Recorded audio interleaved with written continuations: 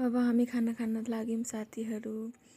अनि यहाँ मैले भात अनि तरकारी सबै तलै भुइँमा ल्याएर बसिसकेको छु।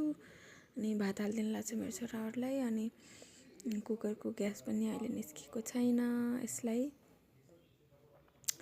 निकाल्नु पर्यो आफै यस्तो गरेर। अनि यता हेर्नु मासु यहाँ पाकिसकेको छ। अनि मैले काटेर राखेको धनियाँ पनि हालेँ। अनि त्यसपछि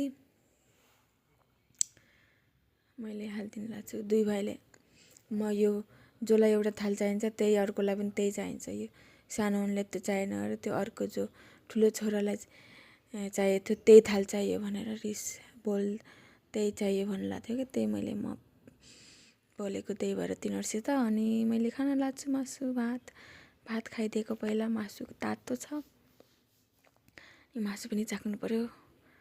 मासु पनि मिठो भएको छ साथीहरू। मेरो छोराहरूले पनि खान लागिहाले। बाई साथीहरू, भेटौँला अर्को भिडियोमा।